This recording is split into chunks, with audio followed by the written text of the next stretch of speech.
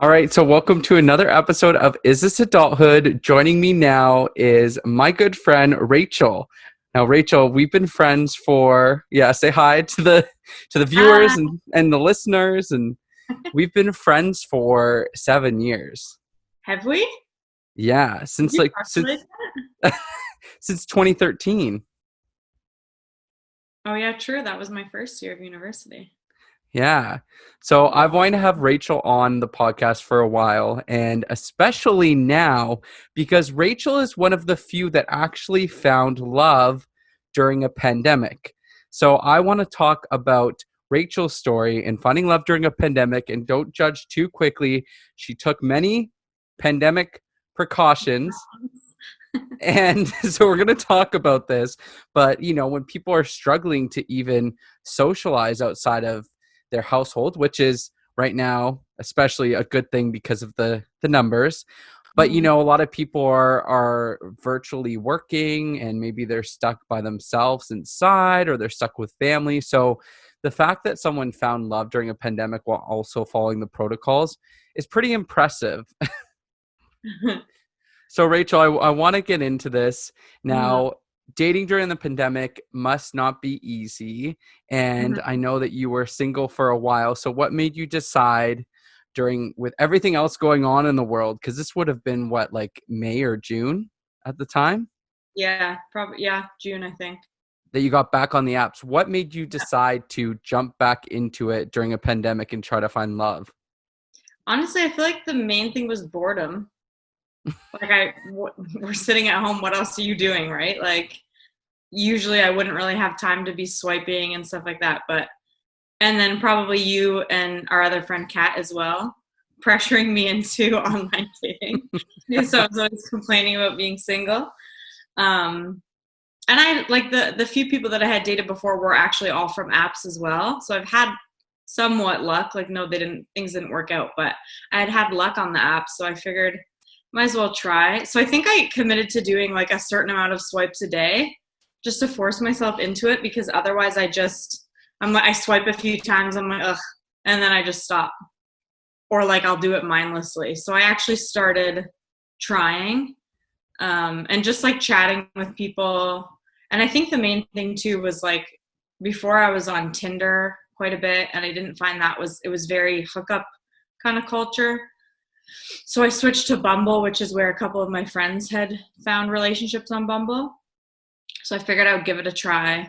And then, yeah, I just started kind of talking. I talked to a few people, and then one just kind of stuck. Well, I'm glad that you found that person. And before we jump into, you know, how that turned out, I mean, it turned out well for you. But before we get to that point, you had some hesitations because I remember being a part of this, and you did a FaceTime Mm-hmm. with this guy that you'd matched with, and you weren't really feeling it at first. Which I mean, Mm-hmm. now I know the final result, so it's funny to look back and see that. But like, was it just the fact that it was virtual dating because of the pandemic that it was different? Because usually you would have just met up for coffee, right? Yeah. And I think for me, like, I know you do FaceTime dates a lot. Like, that's something that you are Wait a used to second. a lot. Wait a second. Wait a second. What do you mean I do them a lot? Like, you always FaceTime guys when you're getting to know them. I feel like that's something that's normal for you. I had never done it before. So I was very hesitant to do it, but he wanted to meet up and I wasn't like ready for that yet. So I was like, let's just start with a FaceTime date and then kind of feel the vibes. And if it's worth meeting up, then we'll do it, because I don't want to take a risk in the pandemic when it might not work out. So we did the FaceTime date and it was just like very awkward, like not very awkward, but I feel like he was a bit awkward, and like I was like sitting in my living room and he was like outside. I don't know. It was just weird. And like he had never done it before either. So it was both of our first times doing a FaceTime date. Um, and yeah, so after I was kind of like, I don't know, like I didn't really feel a connection, but I also have never done it before. So I don't know if you're supposed to feel a connection over FaceTime. So I don't even think we texted for like a few hours. I was going to a friend's birthday, like outdoor social distancing birthday thing. So I went to that, and then we kind of started texting again. And I was talking to you and Kat, and you guys were saying like, I feel like you should give it a chance. Because I was Hmm. thinking, do I even go on a date? I don't know. Yeah. I remember that how, our friend Kat and also me, we met up in her backyard patio because this was during the pandemic. And so we had some snacks and some drinks and we were chatting. And this was like, I think right after you'd had the FaceTime date, right? It was either the same day or maybe a day or two later or something. Yeah. It was the same day. No, I think it was a few days later. Okay. So I remember you were hesitant about it, but the Mm-hmm. main thing is like, I feel like, especially since you'd never done a FaceTime date before, and I had Mm-hmm. done it, and I feel like usually I can kind of feel the vibes, like you just kind of know. But I Mm-hmm. knew with you how important it was to feel out, feel it out in person, whether it's over a Mm-hmm. coffee or a walk or Mm-hmm. something. And I just knew that, like, okay, I feel like that this FaceTime date doesn't count. Like Mm-hmm. for you, I knew that it was important that you meet him in person. Like you can Yeah. still do it publicly, you can still do it in a park. So I know both me and Kat were like, you know, Rachel, like just give him a chance, like just see how it goes. And also like you and I were like the only kind of single one in our friend groups. Mm-hmm. It was funny because you and I would always switch between being the ones who were dating. Like when you I were know. kind of in the dating mode, then I would be like, egging you Super on single. and supporting you, and I was super single, yeah. And then when I was in the dating mode, you would be supporting me Yeah. and super single. So it was your moment to shine. So so yeah, okay. So then where does it go from here? Because I think you did end up, well, I mean, yeah, I know you did end up meeting up with him in person. Mm-hmm. Yeah. So we just continued talking. I think we may have addressed the fact that it was a bit awkward. Or maybe that was later on that we had talked about it, and I had told him like I wasn't sure, and he was like, I didn't think I was ever going to hear from you again. Wow. So I know it's kind of funny, but yeah, we went on the first date, and it was because of the pandemic still, and I like both of my parents have health conditions, so I was trying to be very careful. So we distanced on the date, like we went on a walk, and I think we were supposed to get ice cream, but then we didn't end up getting ice cream. So we just walked like 6 feet apart, like didn't touch, like we didn't, and he brought flowers too, which Are was those really the cute. flowers that have just lasted this long Yeah, behind you? definitely. What are those flowers for? Those are for his parents who I'm meeting tonight. Uh-oh, we went ahead a bit in the storyline here, but I mean, people are probably wondering. There's anyone watching Instagram TV or YouTube can see that there's flowers behind Rachel, and it looks like sounds like she's bringing them to impress his parents, which I don't think you'll have any problem doing. You're going to do great I hope not. tonight. I hope not. So, Okay, going so back. thanks, what? I said going back to we back now. Spoiler alert. Spoiler alert. Um, but yeah, okay. So you go on this date and you're Hmm. social distancing and Hmm. you're in like a park, right? Or on a trail or something. Yeah, we went to Burlington Lakeshore, and then we ended up sitting on a bench, and we like sat on opposite sides of the bench. He Aw. probably thought it was so awkward, like walking by, and we're just like sitting far apart from each other. But you're chatting and stuff. You're not just sitting Yeah. there like, No, no, okay. no. It was really good, and yeah, he was so cute. He had bought a whole new outfit for the day. Like he was so cute, and Oh, and yeah, and I honestly, it was like a complete 180 from before. I even went into the date thinking, oh, I'm probably not gonna like him, but like I'll just go anyway, just to like feel it out. And I remember, I think I called you guys on the way home from the date, and I was like, oh my god, like just it completely flipped. So that's that's advice amazing. for anybody dating out there. If you do a FaceTime date, or even I feel like the first date, I feel like you got to give it 3 dates Oh, because things I could mean, change. You never do that, Ryan. You're so okay, bad. You let decide me in like 5 minutes. You do. okay, You but gotta let give me it a chance. Let me give a scenario though where you and Kat told me to give a guy a second chance after the first date. And I was like, okay, let me try. I'm going to take their advice because usually I don't. I just know on the Mhm. first date. And I went on the second date and it confirmed even more that we weren't a match. Which is fine. It's Yeah, it is fine. not like it's not like a huge time commitment. It's one date. But I just feel like things can change, and like Fair I enough. remember even before my current boyfriend, I went on a date with I think it would have been before the pandemic, so it was probably early last year. I think we've talked about this where I went on the first date and I was not really feeling it. And then the next day it completely changed and I was like, oh no, I do like him. Like he's super nice. and then it didn't work out anyways. But I feel like things can change so easily. You just have to give it a chance. I think 3 dates should be a general rule. I don't know. 3 dates is a lot. I think if you kind of like them, but you're not sure on the first date, then you can give them a second date chance. But if you know for sure it's not a match, why would you Yeah, spread it out over 3 dates? if there's some huge deal breaker or you're 100% not attracted to them, yeah, I guess there are situations. Yeah. But Okay. So I want to fast forward to one of the parts that I always tell people, which is the fact that you both got a COVID test before you kissed or mhm. touched or even, I think, hugged, right? And maybe you give it a half hug one time or I something. I don't even think we hugged. I think it was either our second or third date. We were walking back to our cars. Like, I think we did another outdoor thing. We were walking back to our cars and he kind of like put his arm around me and then he realized and he was like, oh my gosh, I'm so sorry. Like, it was like shocking. Oh, I didn't care. It was fine, but oh, it was so weird. So then, yeah, like after a few dates, it was kind of like, well, obviously we both like each other. We're not just going to social distance for the rest of our lives. It's like we need to kiss and see if there's like that kind of connection. And we hadn't even barely touched each other, like hadn't hold hands, like nothing. So I kind of said to him, like, are you open to getting a COVID test just to like have peace of mind? And like, yeah, you get a test and then you could contract it a few days after it before you get your results. I understand that, but just to have like the peace of mind that we weren't like asymptomatic carriers or anything like that. So I said it to him and he was super willing to do it.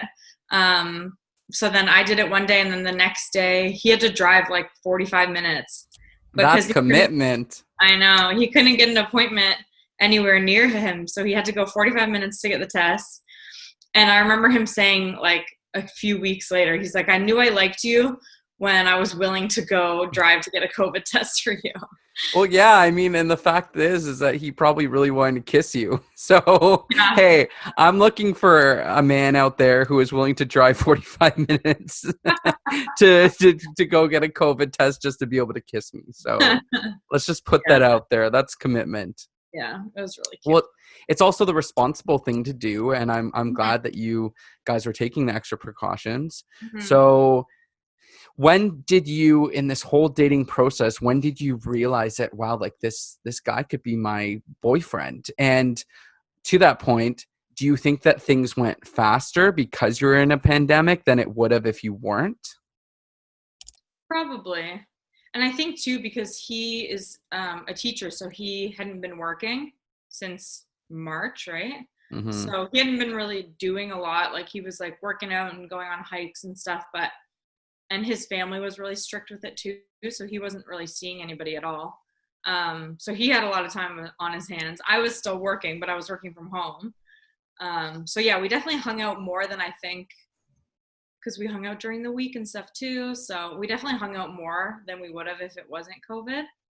And the other thing too is he said we wouldn't have met if it wasn't for COVID, because he's a very like personable, outgoing person. So whenever like all his past relationships, he met them in person. And that's how he would usually do it, like at a bar or at a restaurant. Like he would just go up to everyone and talk to them. So he went on the apps because he was like, well, you know, I'm looking for a relationship, but I can't find it with not going. Really? Yeah. Oh, I don't even think I knew that. That's so interesting. Like, and for me too, because like I said, I wasn't really focusing on dating before that. And it was kind of just like a boredom thing. So I don't think we would have met if it wasn't for COVID. Which at least not at this time.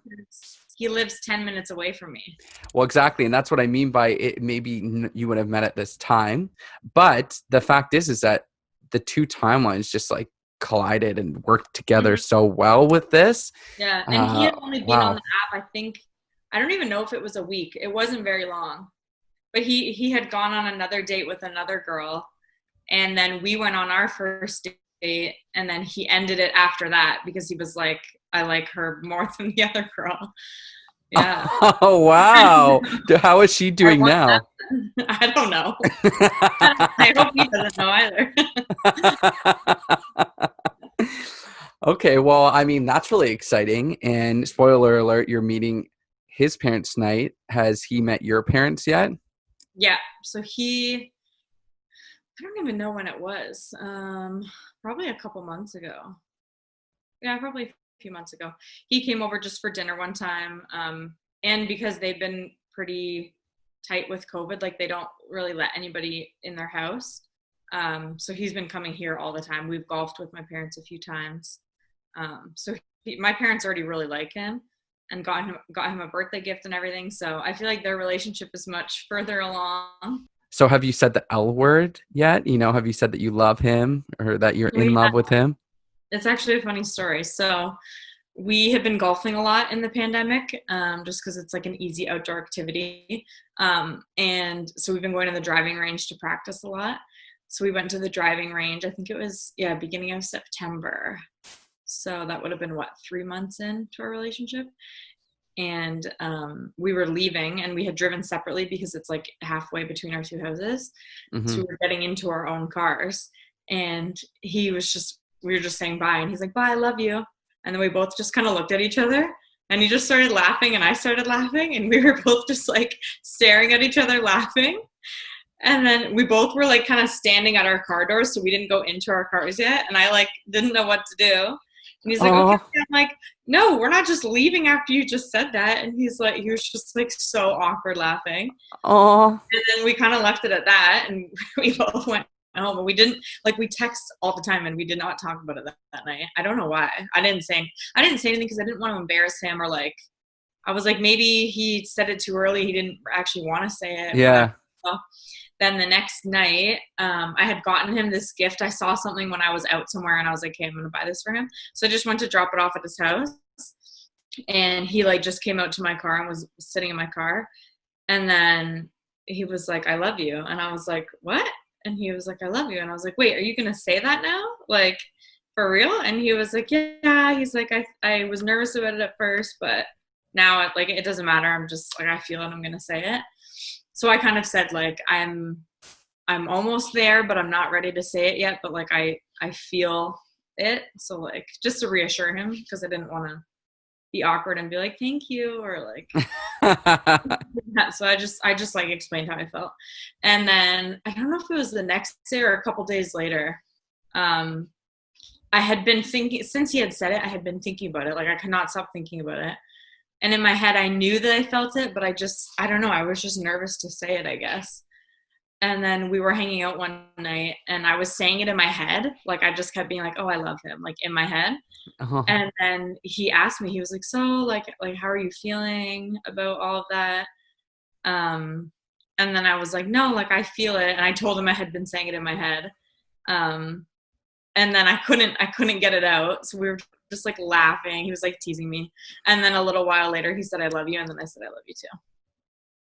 That's so cute. So how long after was that from when he originally said? A few days. I thought Wow. it would be like a couple weeks, but no, it wasn't. Because I had already been thinking it.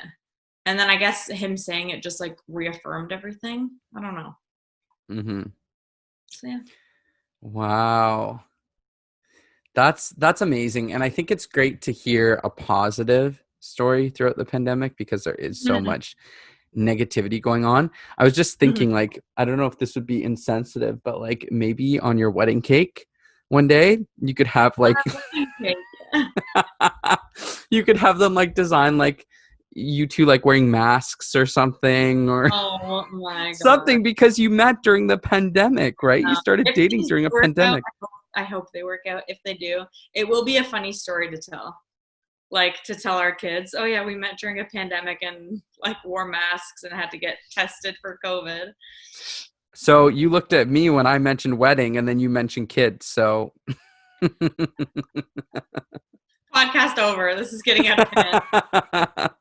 no, but I'm really proud that you took the proper protocols Mhm. and you were still willing to meet someone and that you started by even meeting virtually, right? You weren't like, let's hang out at my Yeah. place or like, let's go see a Mhm. movie or I don't even know if movie theaters were open then, but it's one No, of those I don't. things where you took the right I think you took the right approach. I mean, everyone could Mhm. view it differently, but I mean, you started out virtually. You weren't really feeling it, but you're like, okay, maybe we can meet again, but like, let's do it in a, on a trail outside and keep our distance. And okay, the vibes are good. I want to kiss him now, but I'm going to hold back the urges until we each get a COVID test. And then he went 45 minutes to get a COVID test, which is like, again, hashtag commitment already.